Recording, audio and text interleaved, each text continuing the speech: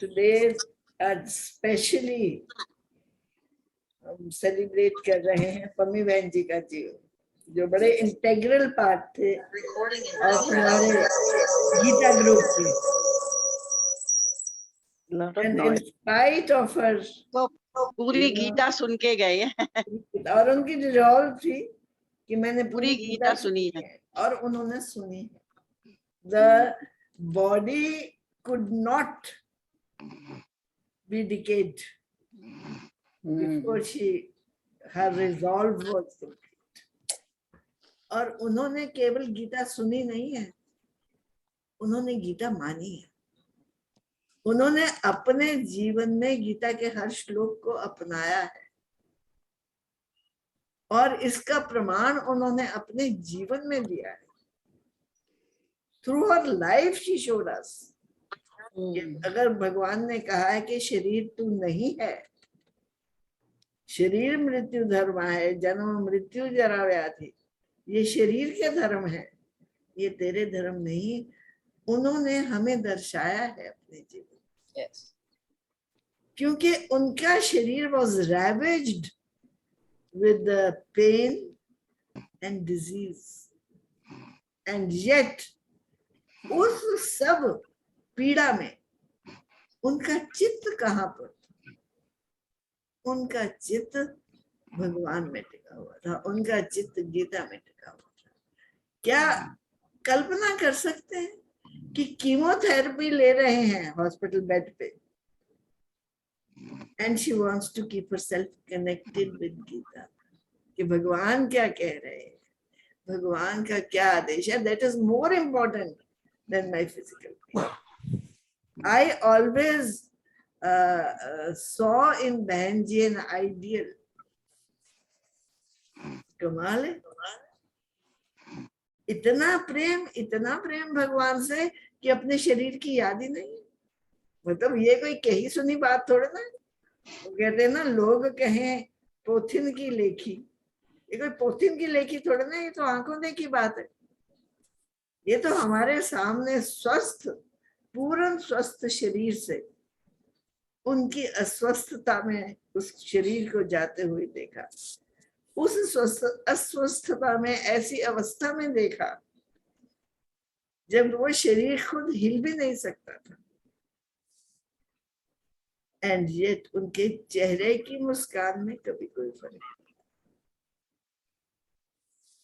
उनकी मुस्कान was infectious, इतना प्रेम था कि it used to ooze out of her. ये तो उनके जीवन का दर्शन हमें हुआ, and I believe her last moments were glorious. Her exit from the body was glorious. मैं रिक्वेस्ट करूंगी मंजू को कि हमें भी उसका एक्सपीरियंस थोड़ा सा दे, हमें भी बताए वो एक्सपीरियंस क्या था जो आप। Manju is a younger sister, छोटी बहन। yes. Manju, are you there? Where's Manju? I can't see her. She'll come. Camera नहीं on हुआ, she's on, Vishnu Hindi.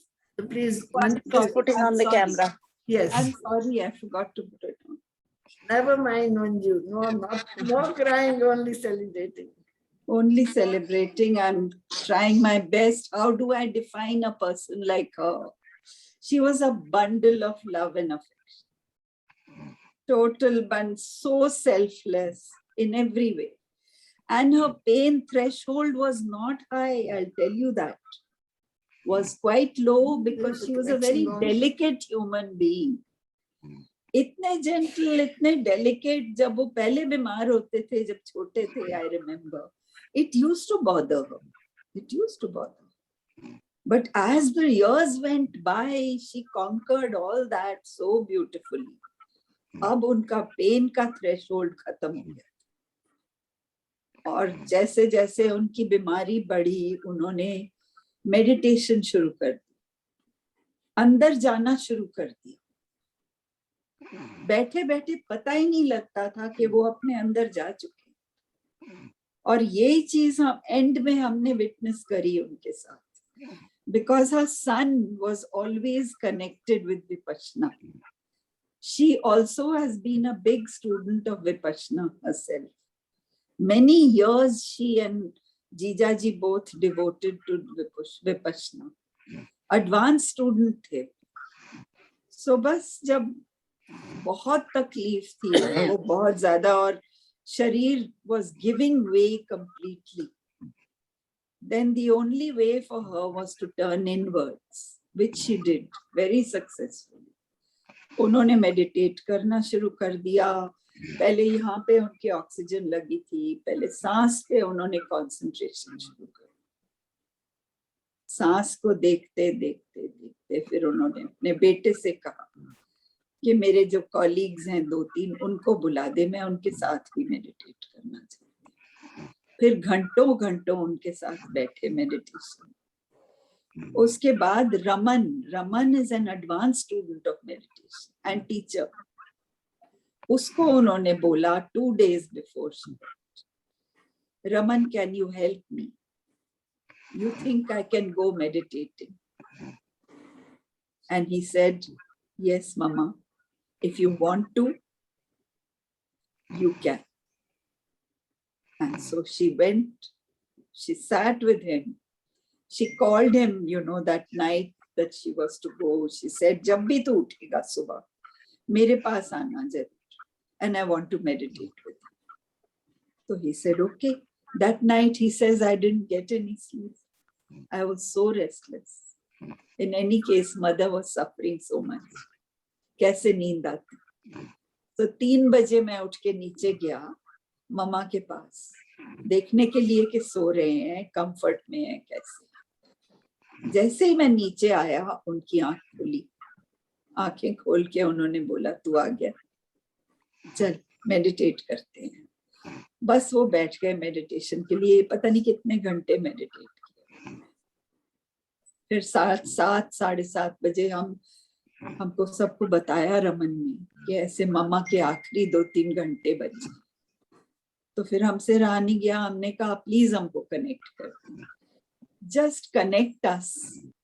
We want to see how, we don't want to disturb her, trouble her, nothing. हम बैठे रहेंगे बस उनके साथ, ऐसे लगेगा उनके साथ बैठे हुए. So he connected us on Zoom house party, and 4 of us were sitting there and chanting with her. मंत्र बोल रहे थे हम लोग, ओम भूर्भुवः स्वाहा, ओम त्र्यंबकम. जो मंत्र हम 16 महीने उनके साथ बैठ के बोला हमने, जो शाम को, वो सब हमने रिपीट किए. और हमारे साथ बिना आवाज के वो रिपीट कर रहे थे ये मंत्र, मन ही मन रिपीट कर रहे थे. फिर उन्होंने रमन से कहा, रमन बस अब सारे स्क्रीन्स बंद. मतलब उनका बेटा भी था जो अमेरिका में है, वो भी हाउस पार्टी पे था. उसका बेटा, उसका बच्चा, सारे थे. सबको नमस्कार कर दिया और रमन से कहा, बस अब मैं बहुत पीसफुल हूँ, इसलिए स्क्रीन्स बंद कर. स्क्रीन्स बंद कर दी रमन ने. फिर मेडिटेशन में चले गए. आंखें बंद कर दी और एक बार आंखें बंद करी तो फिर दोबारा खोली. उसी मेडिटेशन में वैसे ही बैठे बैठे चले गए. 11:15 बजे रमन ने उनकी नब्ज फील करी. बहुत फीबल थी, बहुत फीबल. 2 मिनट ऐसे पकड़ के रखी नब्ज उन्होंने उसने. बस 2 मिनट के बाद शी वॉजंट देयर एनीमोर. गए भगवान के पास. आप सोचो, इच्छा मृत्यु इसी को कहते हैं. मैं कहती हूँ क्योंकि सारे सबको मिले वो 2-4 दिन पहले. जितने रिश्तेदार थे रमन को कहा सबको मिलवा दे मुझे. सबको नमस्कार किया, सबसे पूछा. फ्रेंड्स जितने थे मिलना चाहते थे सबको मिले. और फिर डिसाइड कर लिया कि अब मैं जाऊंगी.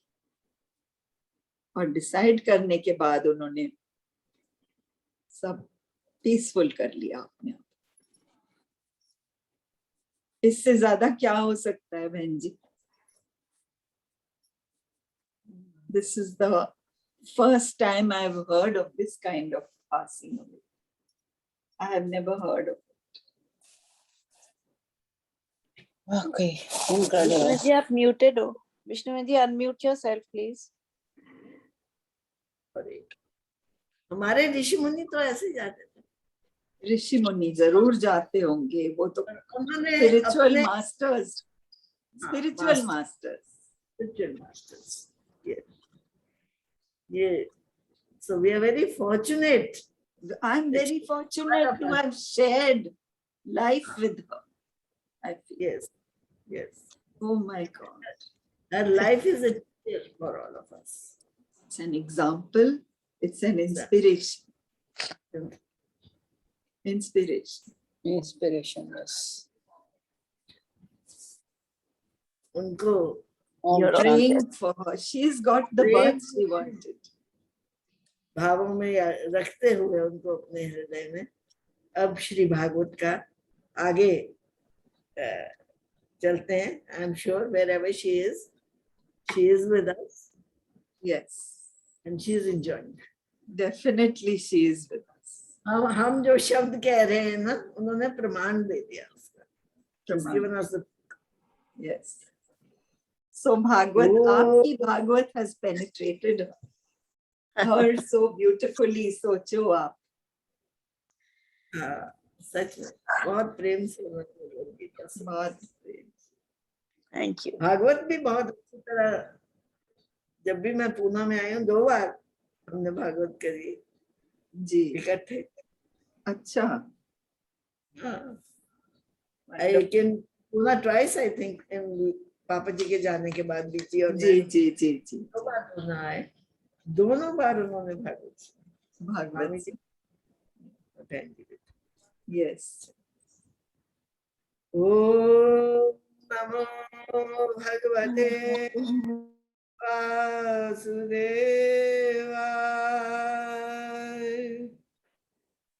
ओम नमो भगवते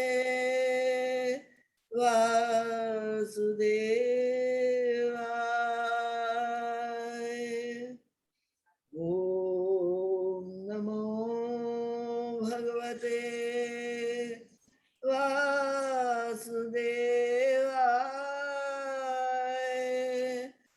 ओम नमो भगवते वासुदेवाय.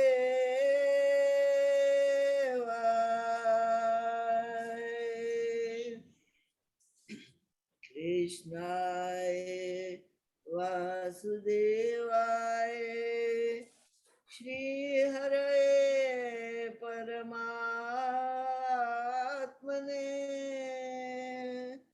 प्रणत क्लेश नाशाय गोविंदाय नमो नमः.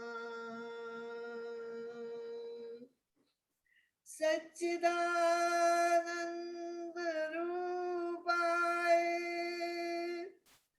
विश्व उत्पत्त्यादि हेतुवे तापत्रय विनाशाय श्री कृष्णाय वयं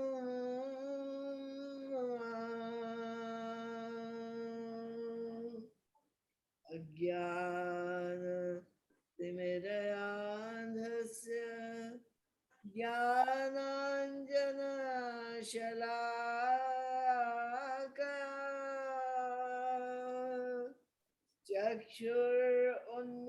चक्षुरुन्मीलितं येन तस्मै श्री गुरुवे नमः. नवनाथ श्री जगन्नाथ मद्गुरु श्री जगद्गुरु ममा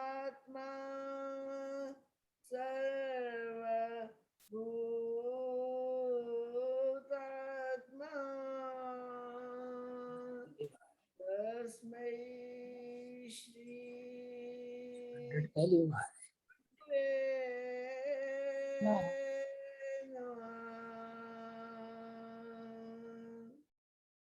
नारायणं नमस्कृत्य नरं चैव नरोत्तमं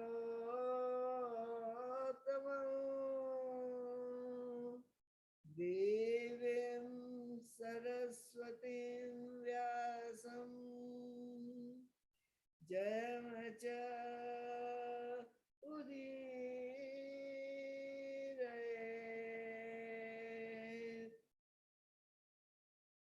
कलौ नास्त्येव नास्त्येव नास्त्येव गतिरन्यथा हरेरनाम हरेरनाम हरेरनामैव केवलम्।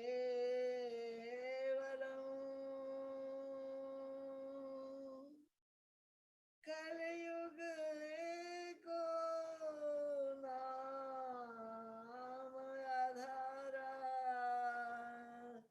सुमिर सुमिर नरयो तरहु पारा सुमिर सुमिर नरयो तरहु पारा सुमिर सुमिर नरयो तरहु पारा।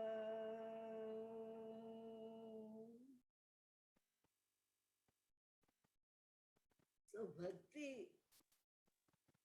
महारानी के दर्शन हुए देवऋषि नारद को, और भक्ति ने अपनी सारी व्यथा नारद जी को बताई कि आप मेरे दुख को दूर करो, आप सबके दुख को दूर करते हो, आप नो साउंड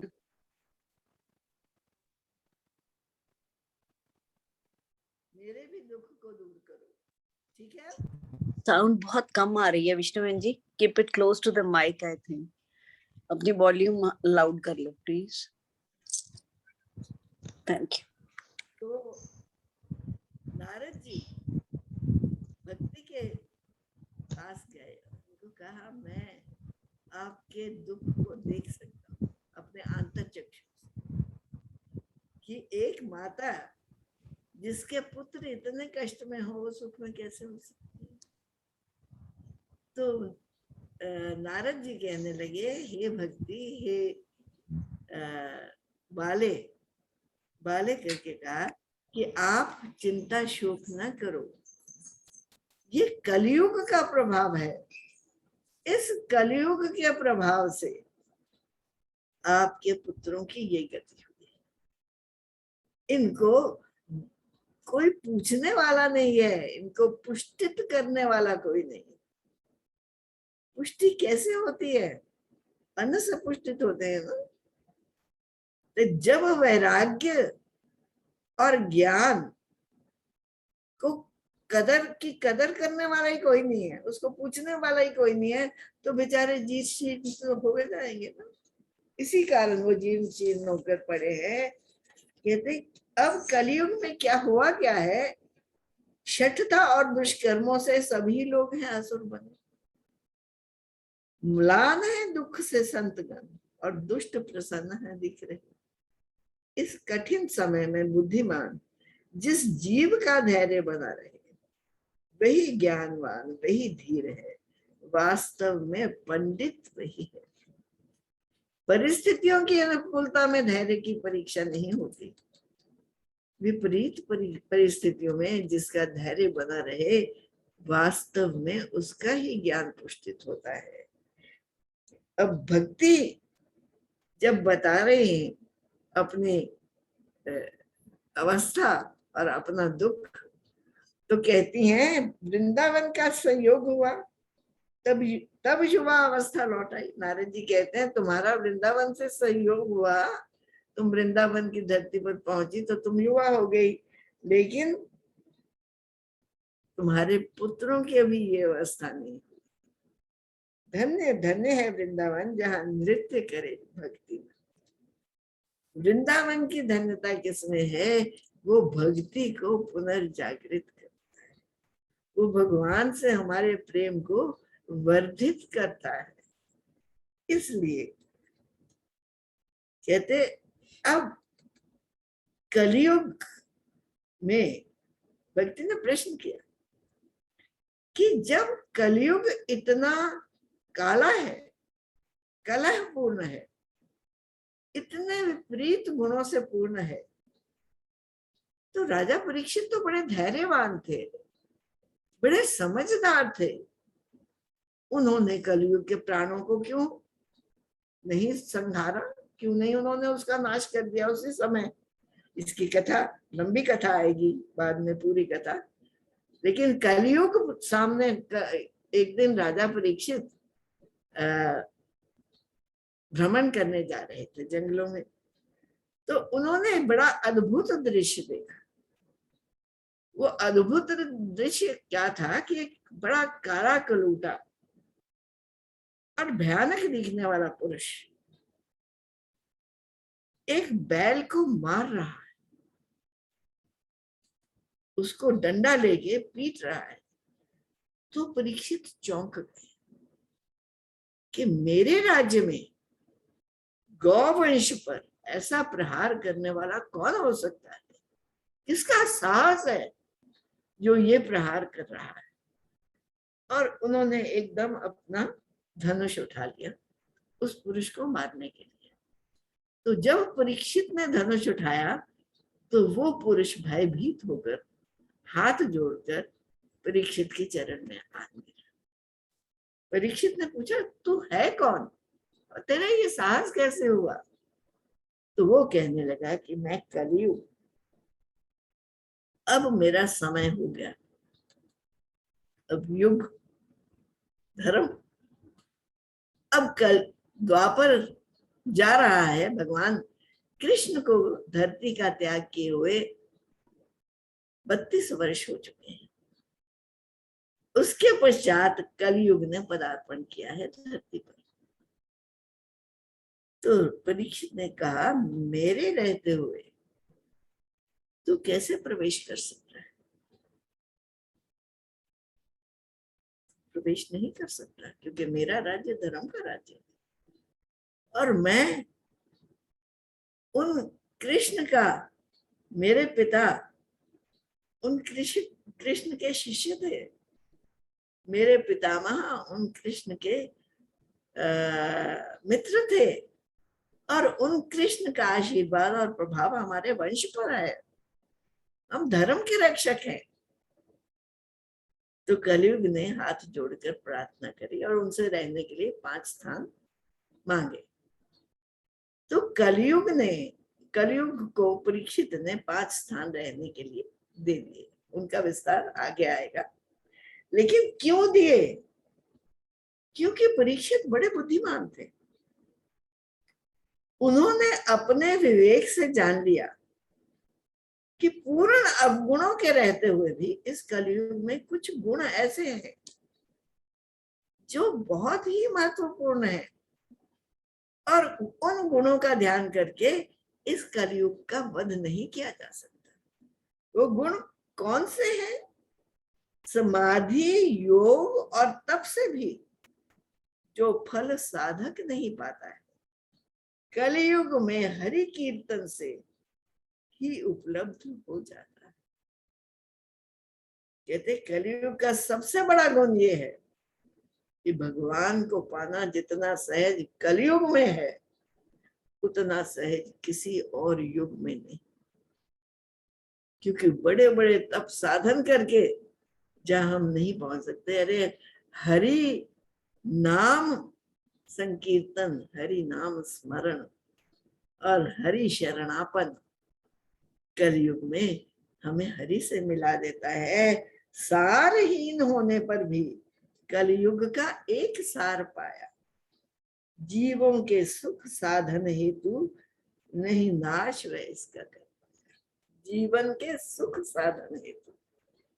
कि कलयुग में जीवों का कल्याण होगा, इसलिए उन परीक्षित ने कलयुग का नाश नहीं किया, कलयुग को जीवित रहने दिया। इसलिए सारे दोषों के होते हुए भी इस कलयुग में अगर हम आए हैं तो कलयुग को बुरा कहकर कंडेम मत करें। ये व्यासदेव जी के वचन है, केवल भाषा का परिवर्तन है, लेकिन ये व्यासदेव जी ने कहा है कि कलयुग का सबसे बड़ा गुण ये है कि भगवान का स्मरण करके भगवान की प्राप्ति सहज है। नहीं, अब कलयुग में जो कुछ हो रहा है, अगर हम दोष दे, हम दोष देते हैं उस, आजकल तो दुनिया ही खराब हो गई, ठीक है, सत्यता कहीं मिलती नहीं है, ऑनेस्टी कहीं मिलती नहीं है, और हम संसार को कंडेम करने बैठ जाते हैं। अरे नहीं, ये संसार भी तो भगवान का बनाया हुआ है, ये कलयुग भी तो भगवान का बनाया हुआ है। और व्यासदेव जी के नारद जी कहते हैं, व्यासदेव जी नारद जी के मुख से बोल रहे हैं, कहते हैं नहीं दोष किसी का है इसमें, ये तो युग का है प्रभाव, सब में बसे वे कमल नयन, सब ताप सहे हैं वे आप। है तो भगवान सब में बस रहे, जितने दुख भी कलयुग में हो रहे हैं उनको सह कौन रहा है, भगवान स्वयं ही तो सह रहे हैं। इसलिए हे भक्ति तू शोक ना कर, क्यों, श्री कृष्ण के चरणारविंद ध्याओ, और कृपा जो हो जाए उनकी, सत्य कहो एक पल में ही भागेंगे तेरे दुख सभी। कौरव भूले जब सदाचार, किया द्रुपद सुता पर अत्याचार, उसकी व्यथा मिटाने को लिया वसन बनी, उन्होंने बताया, हम सब परिचित है इस कथा से। गोकुल की सब गोपिका गण पाकर जिनको हो गई सनाथ, नहीं गए कहीं वे कृष्ण अहो, अब भी हैं वे तब हृदय पास।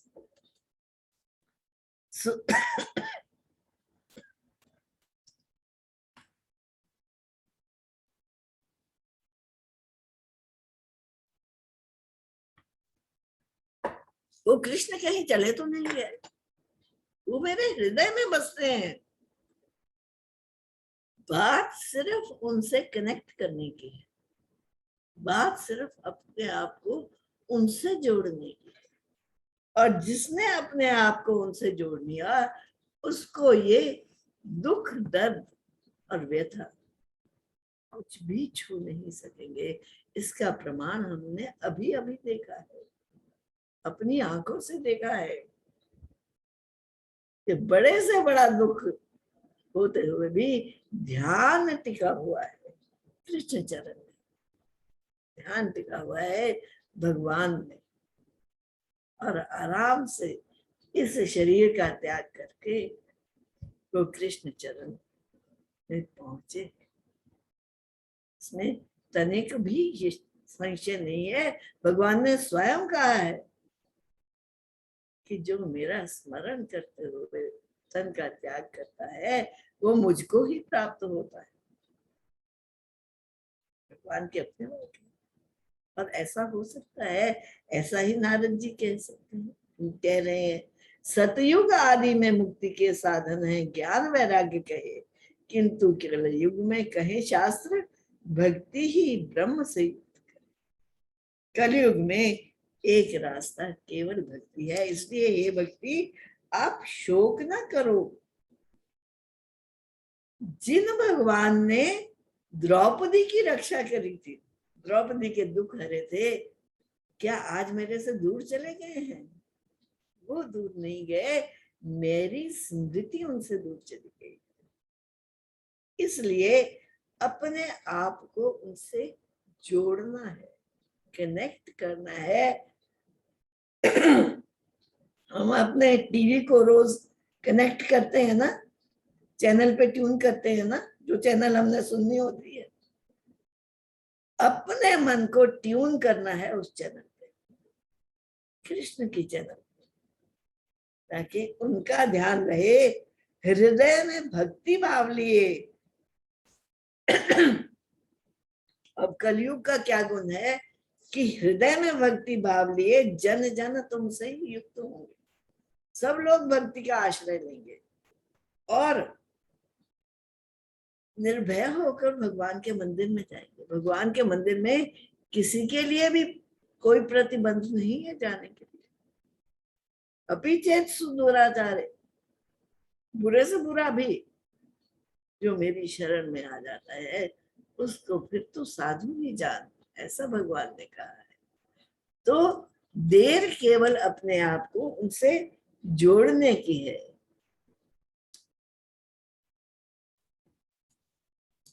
ना तप ज्ञान न कर्म से न वेद अध्ययन से ही मिले, भक्ति ही एक साधन है। हरि जिसके वशीभूत रहे, हरि जिसके वशीभूत रहे, भक्ति को साधन है। इसलिए भक्ति की शरण में हमें जाना चाहिए। क्या कमाल की बात कही है व्यासदेव जी ने। कहते हैं और सहस्त्रों जन्म के पुण्य जब एकत्रित होकर जाग उठे, उस पल ही जीव के हृदय में भक्ति के प्रति अनुराग। सहस्त्रों जन्म के पुण्य, कब भक्ति के प्रति अनुराग उठता है, कब भक्ति के प्रति प्रेम जागृत होता है, और कब भक्ति को हम अपने हृदय में धारण करना चाहते हैं, जब हमारे पुण्य जागृत होते हैं। कलयुग में निश्चित जानो केवल भक्ति ही सार है। श्री कृष्ण भी रुक नहीं पाएंगे, फिर भक्ति तो आधार है। भगवान को मजबूर होकर आना पड़ेगा। अगर भक्ति का आश्रय दिया और भक्ति का आश्रय देकर हमने अपने आप को भगवान के शरणापन्न किया, तो ये ज्ञान नारद जी दे रहे हैं। और भक्ति ने कहा, भाई मेरे पुत्रों को आप जागृत करो, ये उनकी व्यथा थी। तो ये सारा ज्ञान देके कि कलयुग में भक्ति साधन है, अब नारद जी कहते हैं निश्चित मैं तेरे पुत्रों को जागृत करूंगा। और वो बड़ा यत्न करने लगे उनको जागृत करने के। अब उनको जागृत करने का यत्न क्या था कि उनके कान में उन्होंने वेदों का पाठ किया, उनके कानों में उन्होंने उपनिषदों का पाठ किया। अब पाठ सुनकर जो बिल्कुल बेहोश पड़े थे वो जम्हाई लेने लगे, यानी उनकी आंख कुछ कुछ खुलने लगी, कुछ कुछ आंख खुल के फिर बंद हो जाती थी, फिर बंद हो जाती थी। नारद जी ने सोचा गीता सब उपनिषदों का सार है, सब उपनिषदों का दोहा हुआ दुग्ध है, तो मैं क्यों ना गीता का इनको पाठ सुनाऊं, शायद उससे ज्ञान और वैराग्य दोनों जाग जाएंगे। तो उन्होंने गीता का पाठ भी सुनाया, लेकिन सब कुछ सुन के वो केवल अंगड़ाई और जम्हाई ले रहे थे, उनकी नींद नहीं जा रही थी, उनकी मूर्छा नहीं जा रही थी। तो नारद जी बड़े खिन्न हुए कि मेरे किसी भी प्रयत्न से इनको होश नहीं आ रही है।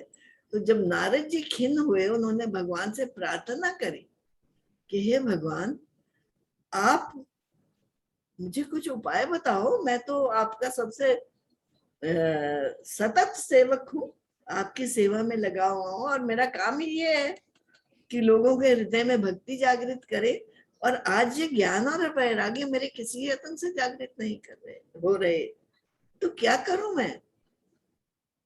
तो आकाशवाणी हुई कि हाँ नारद, ये जरूर जागृत होंगे, लेकिन तुम उस उपाय को खोजो, और वो उपाय तुझे कहाँ मिलेगा, कोई सत्पुरुष, कोई महत् पुरुष तुझे वो उपाय बताएगा। तुम किसी महत् पुरुष की शरण में जाओ। अब आकाशवाणी सुनकर नारद जी महत्पुरुष की खोज में चल दिए। कौन सा महत्पुरुष है, कौन सा महापुरुष है जिसके पास जाकर मुझे ये ज्ञान मिलेगा, मुझे ये राह मिलेगी जिस राह से ज्ञान और वैराग्य की जागृति होगी। लेकिन उनको कोई नहीं मिला। तब वो खोजते खोजते बद्रिका धाम पहुंच गए। और बद्रिका धाम में उनको दर्शन किसके हुए? सनत नंदन इत्यादि जो 4 कुमार हैं, जो सदा ब्रह्मचारी हैं, बाल ब्रह्मचारी हैं, और हमेशा 8 वर्ष की उनकी उम्र है, और उसी आयु में रहते हैं, और उसी आयु में रहते हैं। और उनका काम क्या है? सिर्फ हरि सिमरन करना। कहते हैं अब वो जब गए उनके पास, तो क्योंकि वो भी नारद जी के पुत्र हैं, और वो भी ब्रह्मा जी के पुत्र हैं, और नारद जी भी ब्रह्मा जी के पुत्र हैं। नारद जी उन 4 कुमारों के बड़े भाई, आयु में 4 कुमार छोटे हैं, लेकिन वो ब्रह्म ज्ञानी है। तो नारद जी को देखकर पूछते हैं कि क्या हुआ, आपका मुख इतना खिन्न क्यों है? आप दिख रहे हो इतने उदास, तो जैसे संसारी किसी का धन लुट गए, वो तो उदास, वो समझने की बात है। लेकिन आप जैसे वैरागी, आप जैसे त्यागी, आप जैसे धूत उदास हो जाए, तो इसका तो कोई हमें दिखता नहीं कारण। आप बताओ क्यों उदास हो? तो नारद जी ने फिर अपनी उदासी का कारण उनको बताया कि ऐसे मैं चला आ रहा था और वृंदावन में मुझे भक्ति ज्ञान वैराग्य के इस अवस्था में दर्शन हुए। तो आप बताइए उपाय, क्योंकि आप तो सर्वज्ञ हैं, आप तो सब जानते हैं, उनके दुख को भी जानते हैं, दुख को कैसे दूर किया जाए। तो उन 4 कुमारों ने नारद जी को कहा कि आप उनको श्रीमद् भागवत का पाठ सुनाइए, श्रीमद् भागवत का गान कीजिए उनके लिए। तो नारद जी चौंक गए। उन्होंने कहा श्री भागवत के गायन का, कुमारों ने नारद जी को क्या कहा? श्री भागवत के गायन का जानो ऐसा प्रभाव हो, कली काल के सब दोषों का तत्क्षण ही अभाव, इंस्टेंट। और कैसे अभाव हो? जो भेड़िए भागे भय से पगे, सुन करके सिंह की गर्जना, कलयुग के दोष सभी भागे, सुन भागवत ध्वनि उद्घोषणा। जैसे क्लियर है बिल्कुल, उसमें बताने की बात कोई नहीं। तो भागवत का आप गायन करो उनके लिए, तब उनकी जागृति होगी। वेद उपनिषद सार लिए है रसवंती भागवत कथा, ये फल स्वरूप उनसे है अलग, यही है इसकी उत्तमता। नारद जी ने कहा कि भाई मैंने उनको सारे वेदों का पाठ भी सुना दिया, मैंने उनको उपनिषदों का सार भी सुना दिया, मैंने उनको गीता का सार भी सुना दिया, भागवत में भी तो यही ज्ञान भरा हुआ है ना, ये ज्ञान तो मैंने उनको सुना दिया, उन पर कोई प्रभाव नहीं हुआ, तो अब भागवत सुनने से क्या प्रभाव होगा? तो बहुत सुंदर ढंग से कुमार समझा रहे, कहते हैं हम पानी देते हैं ना पेड़ को, अब उसके तने में भी वही पानी जाता है, उसके पत्तों में भी वही पानी जाता है, उसकी हर डाल डाल पे वही पानी जाता है और उसको पुष्टित करता है। लेकिन जब वही रस उसके फल को पका देता है, तो उस पके हुए जो फल का स्वाद है ना तो वो तने को तोड़कर चखने से मिल सकता है, ना तो वो पत्तों को तोड़कर चखने से मिल सकता है। वो रसास्वादन केवल फल को खाने से हो सकता है।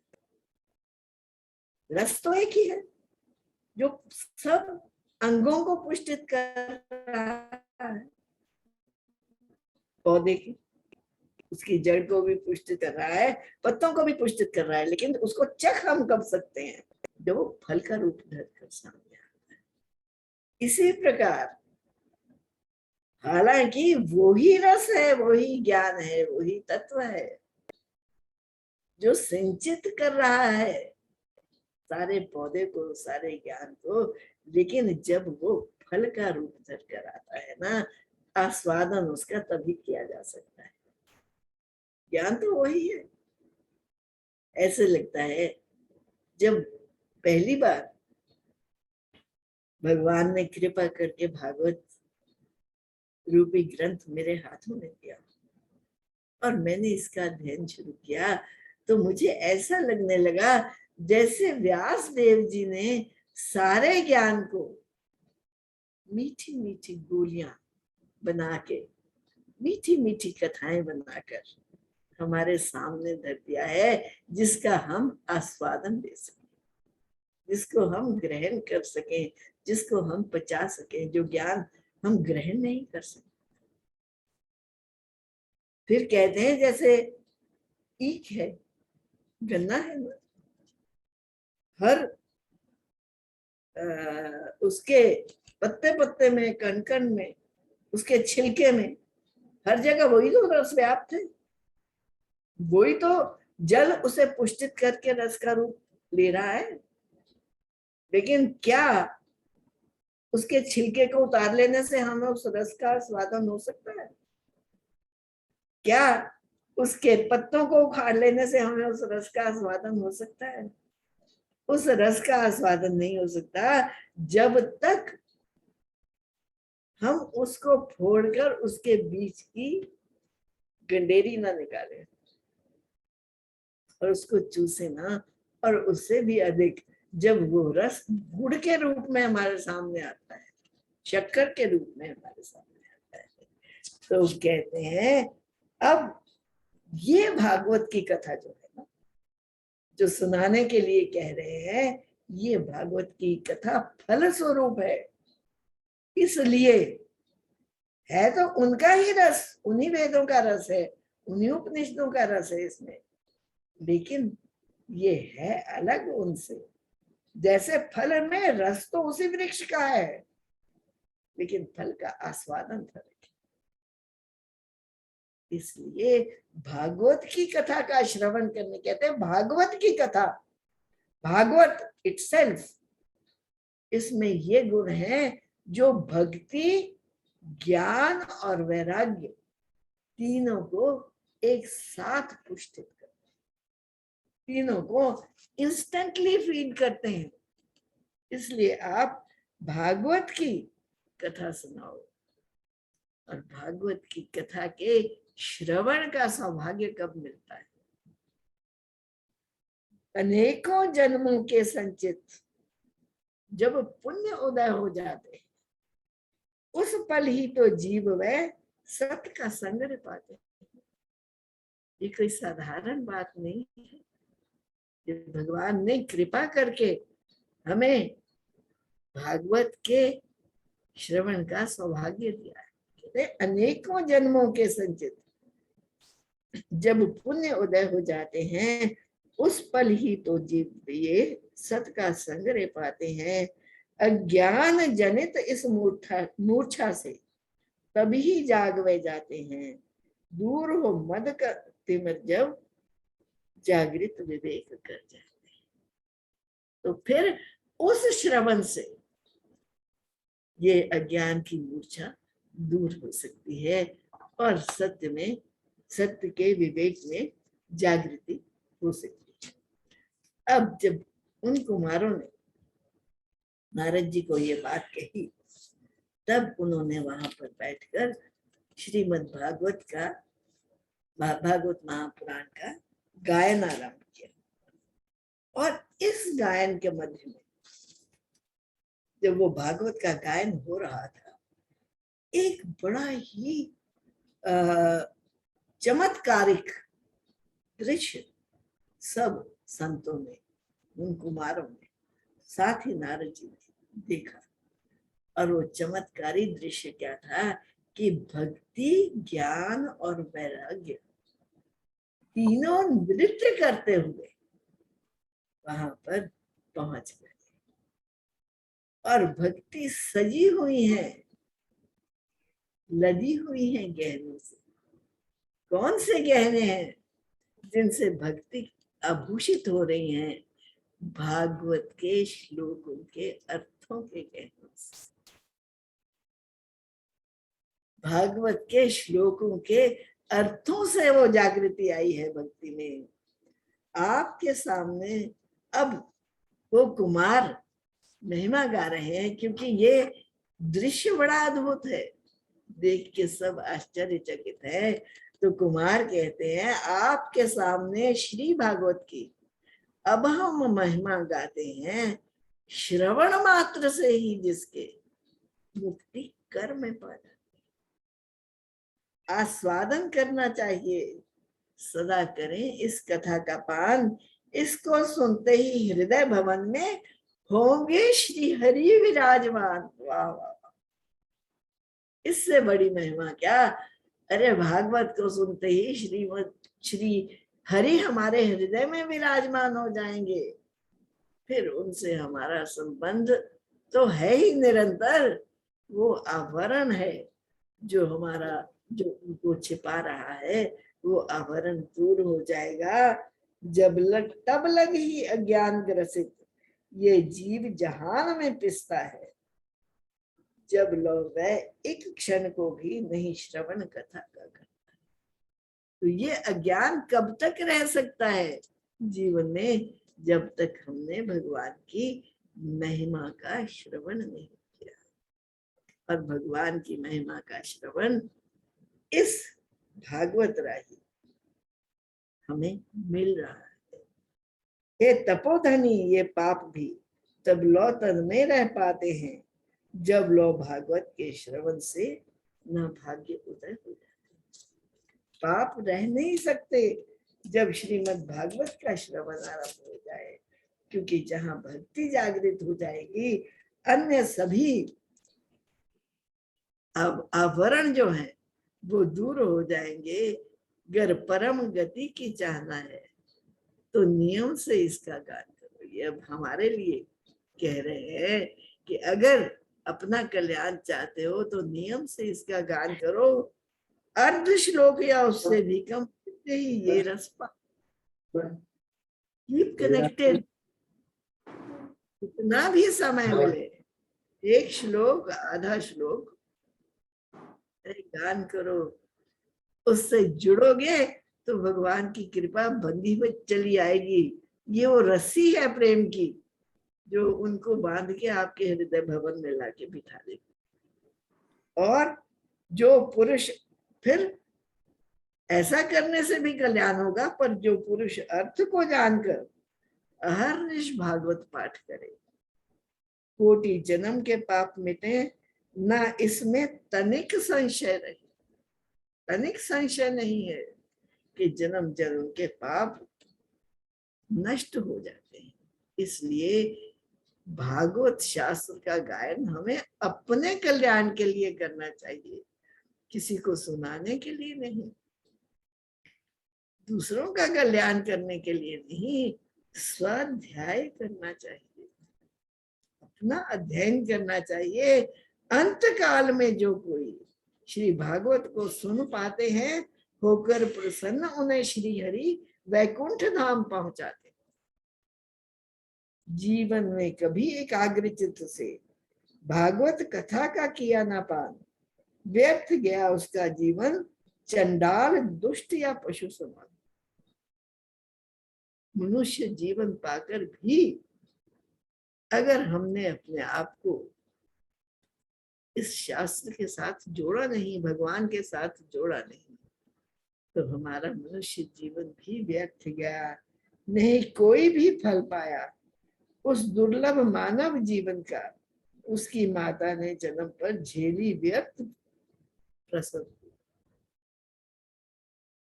तो उसके जन्म का लाभ क्या है भाई? मानव जन्म का लाभ क्या है अगर मानव जन्म पाकर भी हम भगवान से जुड़े नहीं, हमने भगवान की लीलाओं का गान नहीं किया? पर ऐसा क्यों होता है? पापों के कारण जिसके कारण में भागवत ध्वनि ये नहीं पड़ी, वह तो मृतक समान है इस धरती पर जीते जी। व्यासदेव जी कह रहे हैं कि वो तो मृतक समान है इस धरती पर जीते जी। इसलिए अपने आप को हम कनेक्ट करें, हम अपना संपर्क बनाएं, हम उसका श्रवण करें। दुर्लभ है इस संसार में श्री हरि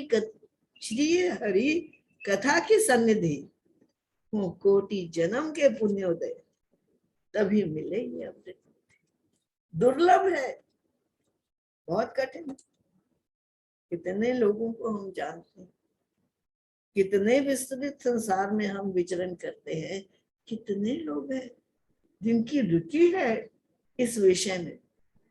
दुर्लभ है, बहुत कठिन है।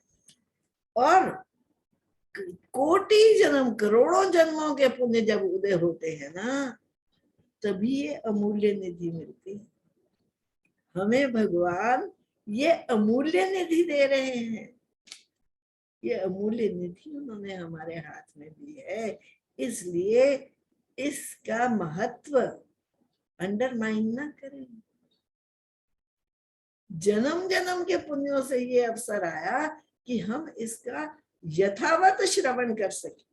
हमारी इस क्लास में, इस सेशन में कम से कम यही कोशिश है कि हम भागवत महापुराण के शब्दों को यथावत सुन सकें, जैसा व्यास देव जी ने कहा है, बिना उसे विकृत किए, बिना उसे इंटरप्रेट किए, केवल उनकी वाणी को सुना।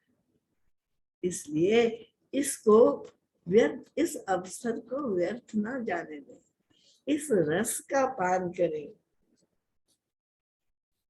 तप, योग और समाधि से जिस फल तक पहुंच ना पाते हैं, कहते अब भागवत श्रवण से वे सभी प्रसाद में स्वतः आ जाते हैं। वो इस श्रवण के प्रसाद में हमें मिल जाते हैं। इसलिए कहते श्री कृष्ण धरा को छोड़कर, कहते इसकी भागवत की विशेषता क्या, क्यों इतनी विशेषता है? बाकी शास्त्र भी तो शास्त्र हैं, पर विशेष रूप से भागवत क्यों? नारद जी पूछते हैं तो सूत जी ये जवाब देते हैं उनको। ऋषियों के शौनक ऋषि पूछते हैं तो वो कहते हैं श्री कृष्ण, ये मैं कहानी सुनाती हूँ आपको, पढ़ती नहीं हूँ। भगवान जब उन्होंने श्राप दिलवाया, सबको पता होगा, अगर नहीं पता तो हम आगे जान जाएंगे इस कथा को। भगवान ने स्वयं अपनी प्रेरणा से अपने कुल के विनाश का श्राप दिलवाया था ऋषियों से। भगवान तो जानते थे कि ये होने वाला है, तो सबको लेकर वो प्रभास क्षेत्र में, प्रभास क्षेत्र बहुत बड़ा तीर्थ जाना जाता है, जिसको आज हम सोमनाथ के नाम से जानते हैं। भगवान द्वारिका से सारे परिवार को लेकर प्रभास क्षेत्र तीर्थ यात्रा के लिए गए कि वहां पर दान करेंगे, पुण्य करेंगे, यज्ञ करेंगे और शुभ कर्म करेंगे। उनको पता था कि अब धरती को छोड़ने का समय आ गया है।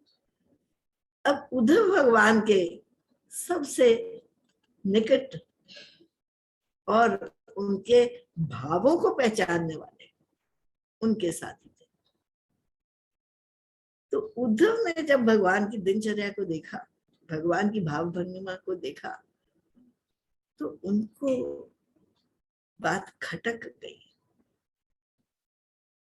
और वो कृष्ण से पूछने लगे, कृष्ण क्या आप इस धरती को छोड़कर जाने का विचार कर रहे हो? तो कृष्ण हंसने लग गए, कहने लगे, उद्धव तूने ठीक बूझा, तूने ठीक पहचाना, मैं वाकई ही इस धरती का त्याग करके जाना चाहता। तो उद्धव तो घबरा गए, कहते कि अब इतना घोर द्वापर आप छोड़कर जाओगे धरती को, तो द्वापर के बाद कलयुग का प्रवेश हो जाएगा। अब कलयुग का प्रवेश हो जाएगा तो कलयुग के सारे दुर्गुण उसके साथ होंगे, फिर उसके प्रभाव से दुष्टों के गुणों का उदय होगा। तो ऐसे वातावरण में जो आपके भक्त हैं उनकी रक्षा कौन करेगा? वो किसकी शरण में जाएंगे? आप ही तो उनकी केवल मात्र शरण हो, आप ही तो केवल मात्र उनका आश्रय हो, और आप ही धरती को छोड़ जाओगे तो वो तो बेचारे बेसहारा हो जाएंगे। उनका एंकर कौन? उनका आसरा कौन? तो उद्धव की बात सुनकर भगवान ने कुछ क्षण के लिए अपनी आंखें बंद कर ली, और आंखें बंद करके भगवान भागवत सिंधु में गए समा। भगवान ने मानो अपना सारा प्रभाव इस भागवत महापुराण में भर दिया। भागवत महापुराण केवल शब्द नहीं है, ये भगवान की महिमा है। प्रभास क्षेत्र में उद्धव जी के वचन सुनी हरि ने सोचा, निज भक्तन के अवलंबन को उपाय कौन उत्तम होगा। तो उन्होंने आंखें बंद कर ध्यान किया कि कौन सा उत्तम उपाय है जिससे मेरे भक्तों की रक्षा होगी। तब उन्होंने श्री भागवत में निज शक्ति का तिरोभाव किया। अंतर ध्यान होकर प्रभु भागवत सिंधु में गए सम। भागवत रूपी महासिंधु में समा गए। उन्होंने अपनी सारी शक्ति श्रीमद् भागवत में भर दी। ये साक्षात प्रतिमा उनकी, दर्वांगमय रूप हरि प्रगटे। इसकी सेवा से, श्रवण से, पठन से या फिर दर्शन से प्रभु दर्शन समान जानो, पाप नष्ट हो जीव के, इसके राही ही जानो, जीव सदगति पा जाए। यही है धर्म कलिकाल में जो आंतर मन को स्वच्छ करे। तो भागवत धर्म जो है, भागवत में जो धर्म कहे हैं, भागवत में जो विधि कही है, वही धर्म है जो कलिकाल में आंतर मन को स्वच्छ करे। दुख दारिद्र दुर्भाग्य पाप समूल ही सब निकाल दे, इसका श्रवण तुम जान लो, अरियन पर विजय दिलाता है। सारे दुश्मनों को जीत लेते हैं इसके श्रवण से। कौन से दुश्मनों को? काम, क्रोध, मोह, लोभ, आम, सबको ही दलित कर जाता है। ये सारे दुश्मन जो मेरी राह में खड़े हैं, ये सारे दुश्मन जो मुझे भगवान से मिलने नहीं देते, उनके दलन करने की विधि, उनको दबाने की विधि, उनका उन्मूलन करने की विधि श्रीमद् भागवत महापुराण का श्रवण है। ऐसी महिमा अब उन्होंने सुनाई। तो जब भक्ति, ज्ञान और वैराग्य नृत्य करते हुए वहां प्रकट हो गए, तो कुमार अब निष्कर्ष कहते हैं, चारों कुमार जो ब्रह्म कुमार है, हरि का स्वरूप वो भक्ति को आदेश देते हैं। भक्ति को कहते हैं अब आप जाओ और क्या करो, हरि का स्वरूप दे भक्तों को, अनन्य प्रेम धारण करो।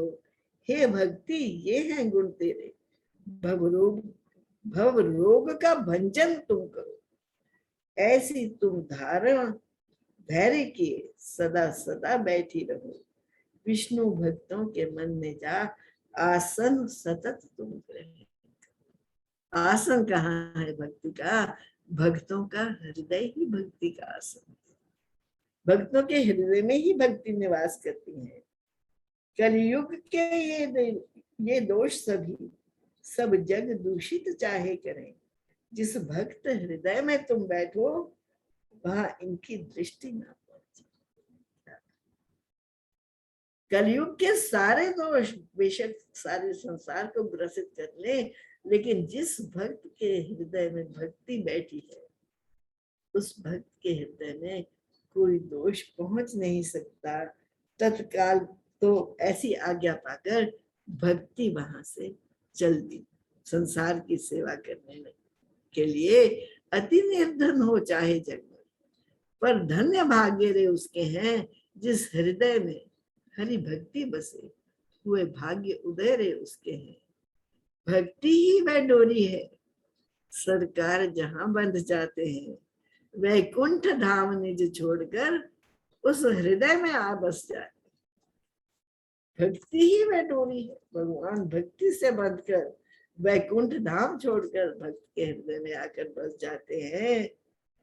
भूलोक में श्री हरि का प्रत्यक्ष रूप ही इसे कहें, इससे बढ़कर तुम जानो इसकी महिमा क्या कहें। इसके आश्रित श्रोता वक्ता दोनों ही कृष्ण के प्रिय बने। वाह जी वाह, क्या बात है। इसके आश्रित श्रोता और वक्ता, जो सुनने वाले हैं जो कहने वाले हैं, दोनों ही कृष्ण के प्रिय बने। सो इनको त्याग कर अब कहो क्या किसी भी अन्य धर्म से। सो अब इस भागवत धर्म को धरकर त्याग कर हम कहाँ जाए? केवल भागवत की ही हम शरण में हैं ताकि हमारा कल्याण हो जाए। तो ये भक्ति की महिमा और भागवत की महिमा सुना रहे हैं। अभी ये आगे चल रही है। अब कथाएं आती हैं एक तो, उन कथाओं को हम मेरे ख्याल है कल कवर करेंगे। इसकी महिमा का दर्शन करवाते हैं। भागवत की महिमा से किस प्रकार किस किस का उद्धार हुआ, किस किस अधोगति से जीव उभर कर वैकुंठ में पहुंचे, वो कथा मेरे हम कल के सेशन में भागवत की महिमा की को संपूर्ण कर लेंगे। और फिर उससे अगले सेशन में उससे बाद